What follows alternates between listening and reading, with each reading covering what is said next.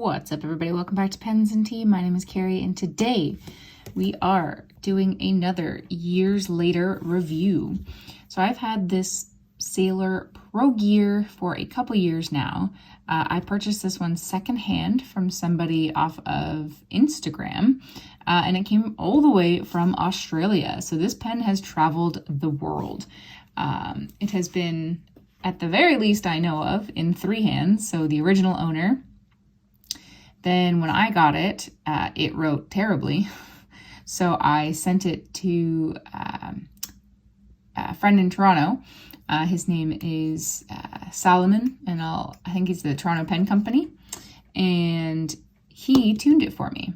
So now it writes awesome. And then, of course, it came back to me.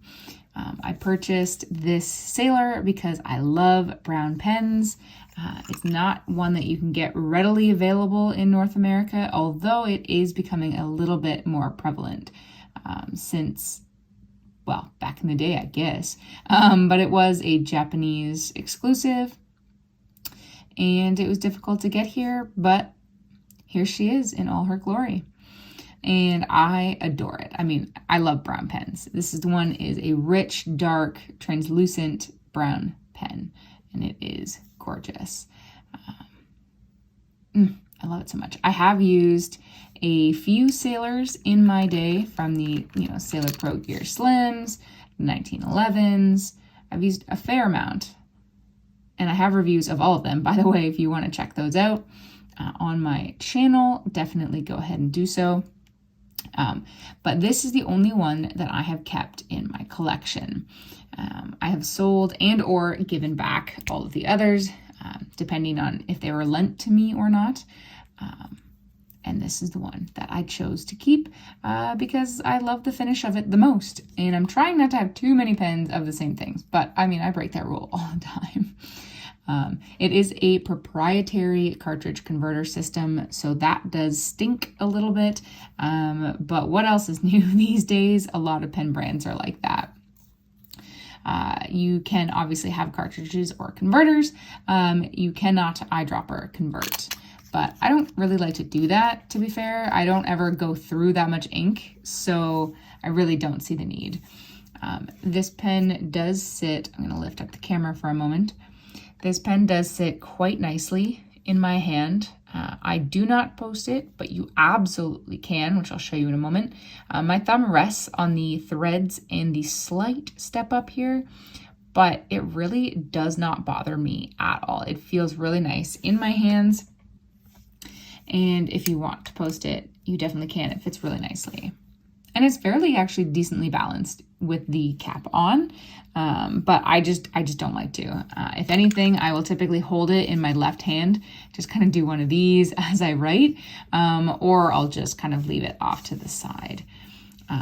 The nib is a 21 karat gold nib, which I will show you how it writes in a moment, and a plastic feed. And it is a hard, medium, fine nib. I really like this pen. I like the plastic, kind of warms up in my hand as I hold it. Is it anything special material? Absolutely not. Absolutely not. Obviously there's no crazy designs to the pen, so it's not like, it's special that way. I just really like the color. Warm brown tones just speak to my soul. They really, really do. And they just make me feel comfy and cozy and, brings down the anxiety a little bit. And what more can you ask for, It is a shorter pen, the Pro Gear size.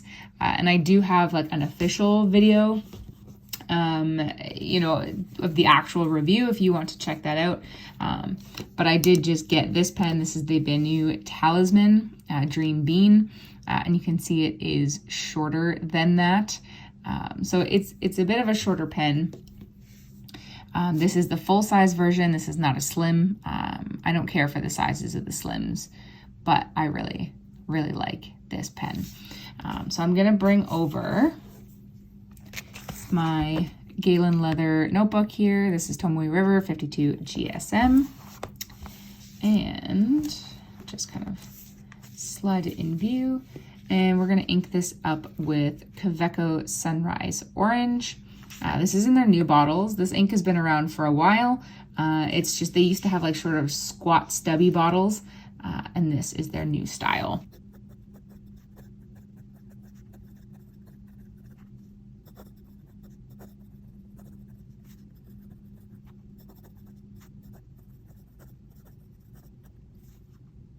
I adore the way that this pen writes now. I absolutely adore it. I did ask for this pen to be tuned a little on the wet side, and it certainly is. Granted, this ink is also a little bit wet. And it writes so smoothly. When I got it, it didn't. It was super scratchy and misaligned and just not very nice at all. But it has no issues now. And any other sailor that I've ever used that's come from the factory has written like a dream. So I'm pretty sure, you know, it was a secondhand error. The person who used it before me, you know, twisted the tines. Whether intentionally or not, I do not know, but that doesn't matter because that's the way that it was when I got it.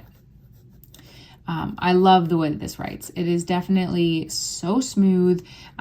It just glides across the paper. There is a slight bit of feedback, but really not much at all. It's a stiff-ish nib for sure, but you can squeeze out a little bit of variation if you want to. Reverse writes pretty well. And I've never, ever had an issue with this pen and how it writes. No hard starts, no skipping, no nothing. And it is just a pleasure to write with. I like the small form factor of it. I like that it's light. I love the way that it just glides across the paper. I mean, I'm literally just coloring at this point. And I'm totally satisfied with it. You might be tired of watching it already, but I definitely am not. And it's the perfect package to me. Is it the best pen in the whole world? No. But is it everything that I require? Yes. So, you know, when it comes down to it, would I recommend it? 100,000%. I think Sailor is a little bit pricey, but I think, you know, Sailor to me is a one and done, in the sense that I have in my mind the perfect Sailor pen, and I have never had the desire to get another one. So to me, the fact that I have zero desire to get another Sailor pen because I just love this so much speaks volumes to it. So that is my opinion after a couple years. Like I said, if you want to see the detailed review, do check that out on my channel. But this will probably be in my collection forever. So that's what I think. If you like this video, hit that like button. If you liked it a lot, let me know so by hitting the subscribe. New videos that come out every Monday and Friday, and occasional rando on Tuesday. Check out the Patreon link in the description below if you want to help support me and what I do here. And please, if you're still watching this far in, let me know in the comment section down below of any pen that you've seen me review before. If you want to see that upcoming in the next pen, you know, years later review series. If I still have it in my collection, then I will review it. So guys, I appreciate you so much. Thank you for continually sticking around and watching my content. And as always, I'll see you next time. Bye. Well, all right. Today it is time to say thank you to all of my Patreons. I am so grateful for you. Today is July 3rd.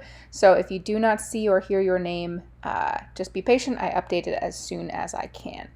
So for our ultimate human, we've got Daniel Roddy.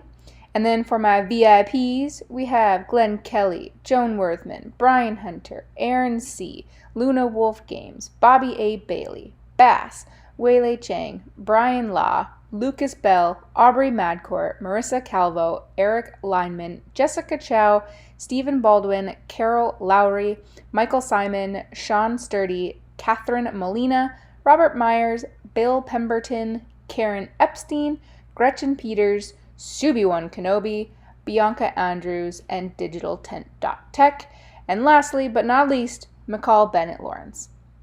So thank you to everyone, no matter the tier you're in, whether it's bottom or top, does not matter. You all make what I do here possible. Thank you.